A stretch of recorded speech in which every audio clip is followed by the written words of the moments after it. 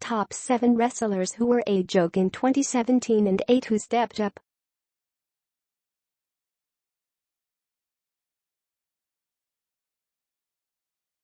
If you are brand new to our channel, we invite you to take a moment to subscribe. Just click on the lit red button as well as the gray bell. Why the bell?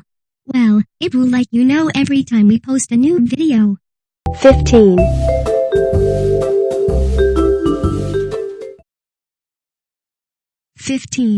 Stepped up, Sheamus. From a technical standpoint, it could be argued that Sheamus kind of suffered a downslide this year. The multiple-time former WWE champion is no longer taking any main event spotlight, and by the end of 2017, it looked like he probably wouldn't be back in such position for quite some time. On the other hand, this was also the year his tag team with Cesaro, The Bar, went from a random mishmash of partners with nothing in common into one of the hottest acts in wrestling today. While the team's origins as feuding partners was pretty old hat, their gradual development as vicious yet chic Europeans brought new life in Sheamus, causing the Celtic Warrior to appear better in the ring than he has in years. He might be stuck in the tag team division for a little bit, but that might be the position he deserves right now. 14.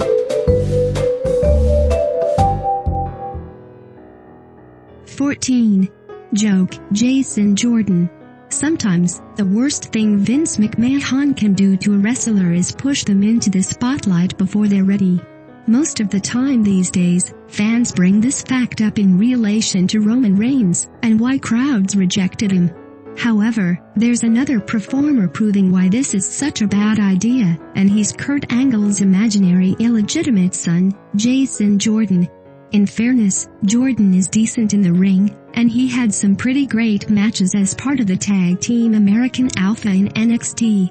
Unfortunately, the kid is also a vacuum of charisma, and slotting him into an extremely high-profile angle made this incredibly clear to everyone who watches him try and cut a promo. With the crowd unable to accept Jordan as a noteworthy superstar, it's hard for his matches to matter all that much either, and thus every solo match he's had has fallen significantly short of his NXT.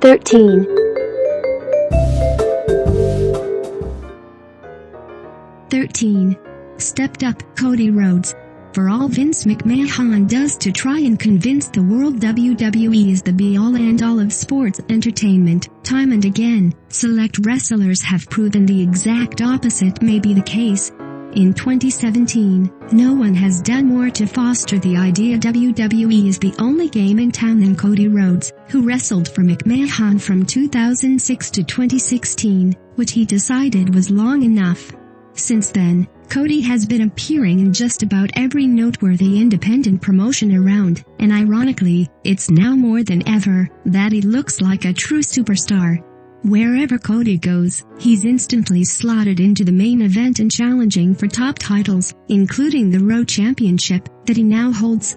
Some might argue this doesn't matter, because WWE offered him more mainstream visibility, but Rhodes himself shatters that notion by pointing out he's also making more money than ever before, so exposure itself doesn't really matter. Being a great wrestler does, though, and that's what Cody's been doing this year. 12. Joke, Triple H. On the one hand, it probably feels a little bit unfair to include Triple H as one of the wrestlers who declined the most over the past year. The game only wrestled 2 televised matches plus a handful of house show appearances, and it's not like his face was all over the TV the same way it has been in the past. However, the mere fact that WWE continues to unnecessarily insert himself into main event storylines as his power increases backstage is not a good sign. It's also worth noting that those 2 matches he had on screen weren't that good. First, he wrestled Seth Rollins in a non-sanctioned match at WrestleMania 33 to little acclaim, followed by a highly maligned Survivor Series match, earning special criticism for the fact he put himself over the entire roster by winning the damn thing basically on his own. Both times, fans had their fingers crossed hoping it would be game over, yet it unfortunately doesn't look like that's the case. 11. Stepped up, Alexa Bliss. When WWE started promoting the idea of a women's wrestling revolution, superstars like Sasha Banks, Charlotte Flair, Paige, and Bayley were selected to lead the charge. In 2017, though, it seems like the WWE Woman of the Year may well have been the 5 feet of fury who calls herself Alexa Bliss. Despite her smaller stature, Bliss won the SmackDown Women's Championship shortly after her arrival in 2016, and 1 year later, she's since jumped to Raw and won that brand's Women's Championship, as well. It also feels like Bliss is getting better on the microphone practically every week, with her facial expressions and charisma improving whenever she's on camera. Of course, the matches are increasing in quality as well, showing she's completely deserving of this extra spotlight. WWE still isn't booking its ladies all that well in general, but with women like Little Miss Bliss handling the material, we have faith they'll start getting it right soon enough. 10. 10. Joke, Randy Orton. At the beginning of 2017, there was a rumor Vince McMahon made a grandstanding announcement that Randy Orton would be the face of his company for the next year. For at least 6 months, that very much seemed to be the case, as Orton won the Royal Rumble, and then went on to reign as WWE Champion for the 9th time, after defeating Bray Wyatt at WrestleMania 33. The downside is that McMahon picked a pretty terrible wrestler to represent the WWE Universe, and he's been making the exact same horrible mistake for over a decade now. To many fans, Randy Orton has always been outrageously bland and boring in the ring, with absolutely no charisma or unique ring skills to back up his top-level position. Sure, Orton has a good physique, and his resume looks impressive, but the guy has bored the hell out of fans for over a decade and just keeps getting worse. Forget Roman Reigns. It's Orton who Vince McMahon needs to give up on already. 9. 9. Stepped up, the authors of Pain. It was barely over a year ago that Akam and Reza appeared out of nowhere at NXT TakeOver, the end to attack former NXT Tag Team Champions, American Alpha. In a move that seems just a little unfair in retrospect, the many armchair WWE critics on the internet were very quick to cast aside these two new giants as slow and uncoordinated. It is true that the authors of Pain looked a little out of place in the modern WWE universe, their look and destructive attitude making them look like they should have been around back in the 1980s. Their first few matches further fostered this idea, as they were short, succinct charges where they didn't look all that special. However, they started getting it together during the Dusty Rhodes Tag Team Classic, and have only continued improving since winning the titles themselves in January. They've gone on to hold those belts for almost a full year now, with no end to their destruction in sight, and the matches just keep getting better too. 8. 8. Joke, The Big Show. Having been in the wrestling spotlight much longer than the average superstar, it's quite possible the Big Show has been the focus of more surprise comebacks than any other superstar in history. That said, his early 2017 comeback was genuinely one of the most shocking yet, due largely to the fact he lost an incredible amount of weight, and was sporting impressive abdominal muscles for the first time in his career.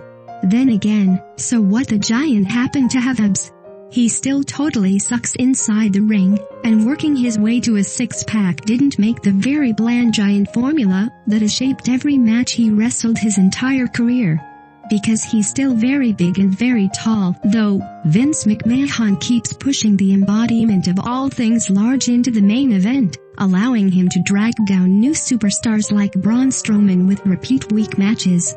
7. 7. Stepped up, Kenny Omega. Even wrestling fans who almost exclusively watch WWE should be well aware of New Japan Pro Wrestling's rising new star, Kenny Omega. The self-proclaimed cleaner earned a second nickname as the Best Bout Machine throughout 2017, wrestling not 1 but 3 matches against IWGP World Champion Kazuchika Okada, that earned an unprecedented 6 stars or more from wrestling critic Dave Meltzer. There was also a 5 3/4 star match against Tetsuya Naito, and in every match, it was Omega who held the crowd in the palm of his hand. Obviously, his opponents were no slouches, yet Omega's showmanship and flash is truly something special, a quality he's slowly been developing in Japan, and on American indies for over a decade now. The crazy thing is, Omega still has plenty of potential to get even better, as he's only just recently started to show us how talented. 6. Joke, Bray Wyatt. Who boy. There's getting worse, and then there's a wrestler completely destroying his or her own career. Unfortunately for all the fireflies in the WWE universe, their cult-like leader Bray Wyatt suffered the second fate before 2017 was even halfway over. The irony is that this loss of reputation was directly related to Wyatt winning his first, and thus far only WWE Championship, and going on to wrestle one of the absolute worst matches of the year when losing it. Wyatt's ensuing feud with Randy Orton, who defeated him for the gold, was embarrassing every step of the way, especially their much-maligned House of Horrors match at Payback. Perhaps because the audience was so universal in their rejection of Wyatt's performances in the ring, his interviews have largely descended into absolute pure nonsense, a far cry from the psychological mind games he was capable of not that long ago. Given the way Bray's year went, it's highly doubtful he'll ever hold a WWE Championship again. 5. Stepped up, Andrade Cien Almas. Thanks to the internet and various wrestling insiders somehow reporting on virtually every thought to pass through Vince McMahon's mind, it's very rare anything genuinely unexpected can happen in the WWE universe. For this reason, it was an especially feel-good moment when Andrade Cien Almas pulled off a massive upset and defeated Drew McIntyre for the NXT Championship at NXT TakeOver War Games. Almas has been delivering great performances in the ring for NXT, and he was a standout in New Japan Pro Wrestling and Mexican promotion CMLL for quite some time, before jumping to WWE. Still, Almas wasn't exactly presented as a main event level talent up to his big win, seen more as a steady hand in the mid-card who could always deliver an entertaining performance. That he managed to capitalize on that and become champion is a good sign for how NXT rewards the hard work of its employees, and hopefully it will translate to the main roster pretty soon.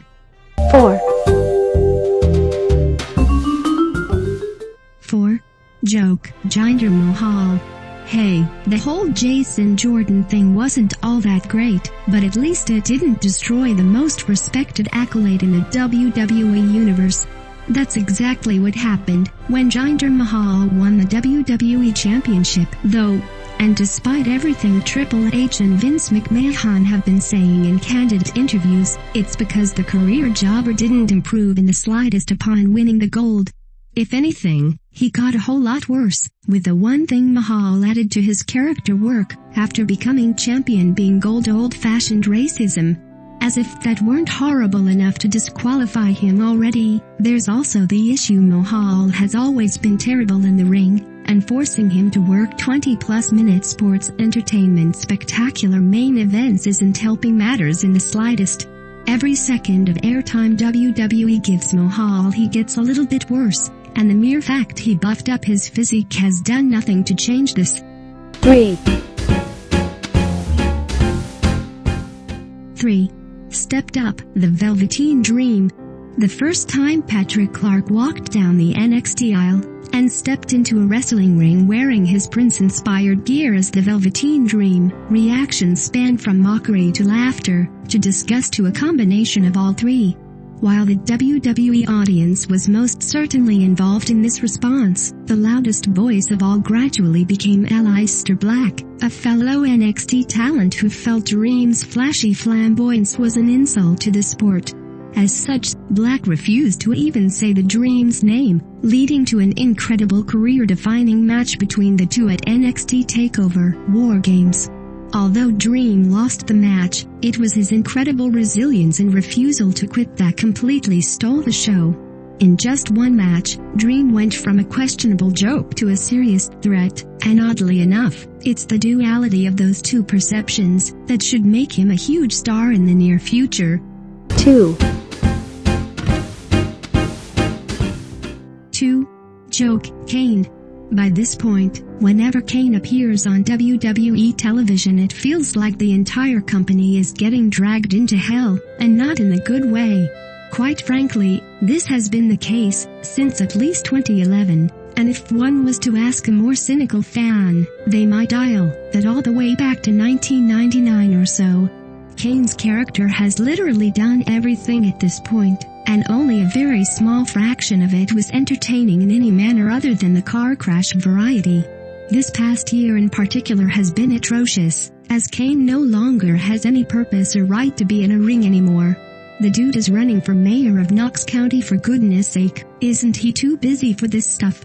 In any event, we probably wouldn't be complaining if his matches were decent or the angles put over young stars.